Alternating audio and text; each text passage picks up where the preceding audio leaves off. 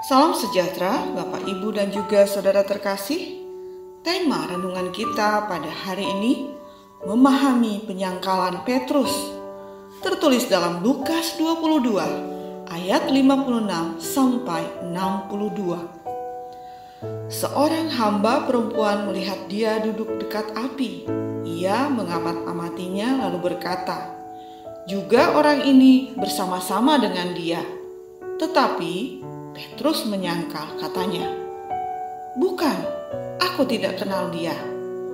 Tidak berapa lama kemudian seorang lain melihat dia lalu berkata, "Engkau juga seorang dari mereka."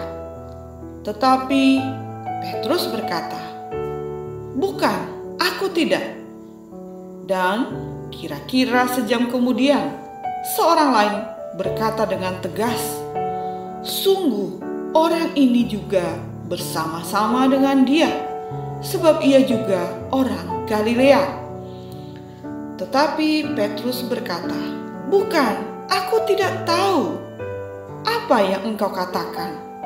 Seketika itu juga, sementara ia berkata, berkokoklah ayam.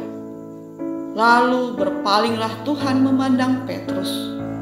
Maka teringatlah Petrus bahwa Tuhan telah berkata kepadanya, "Sebelum ayam berkokok pada hari ini, engkau telah 3 kali menyangkal aku."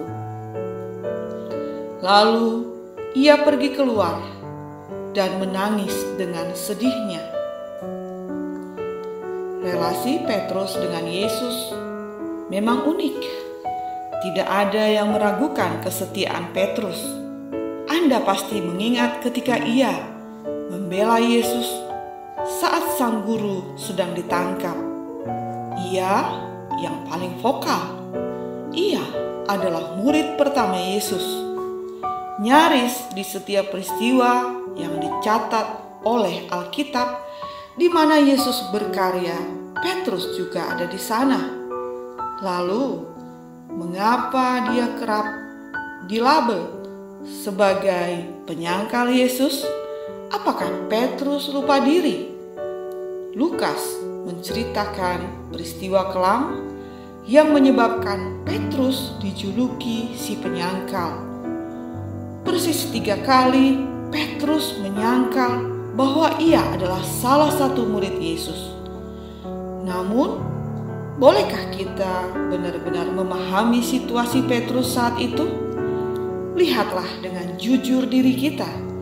Apakah kita mampu memahami tindakan Petrus dengan cara yang lebih empatik?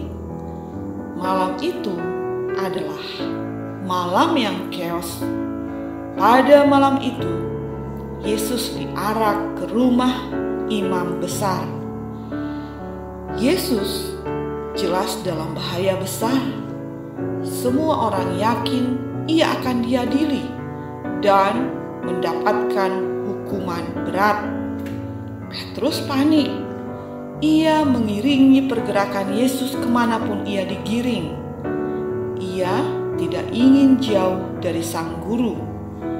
Ia menemani Yesus semampunya dan dengan cara yang ia bisa. Petrus barangkali takut, tapi bukankah kita mengenal Petrus yang bukan penakut? Tidak ada murid yang seberani Petrus. Ia menemani Yesus dan menyangkal sekaligus. Namun, Petrus tidak pernah jauh dari Yesus.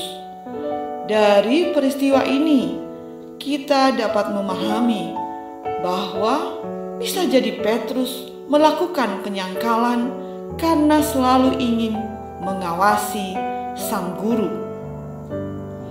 Ingatkah saudara akan keputusan Abraham yang meminta Sarai istrinya untuk mengaku sebagai adiknya? Demi keselamatan, demi kebersamaan, Abraham dan Sarai terpaksa mereka menyangkali identitas mereka. Bisakah kita berempati pada Petrus yang bercermin pada peristiwa itu? Suasananya sama-sama membahayakan. Mereka hanya ingin terus bersama. Penyangkalan ini didengar oleh Yesus. Lalu sejurus kemudian, Yesus mengarahkan pandangannya kepada Petrus. Maka ingatlah, ia akan perkataan gurunya. Dalam kegetiran yang mendalam, ia menyingkir. Menangis dalam hatinya, ia berteriak, "Aku harus melakukan ini, menyangkal bahwa aku kenal Tuhanku, sebab aku masih ingin bernafas di sampingnya. Aku ingin Tuhanku tahu bahwa ketika Via Dolorosa yang harus ditempuhnya, aku tetap berada di sebelahnya. Sekalipun bukan sebagai muridnya, katakanlah aku sang penyangkal. Karena hanya dengan cara itulah aku bisa selalu dekat dengan Tuhanku." Semoga kita dapat memahami Petrus lebih baik. Amin.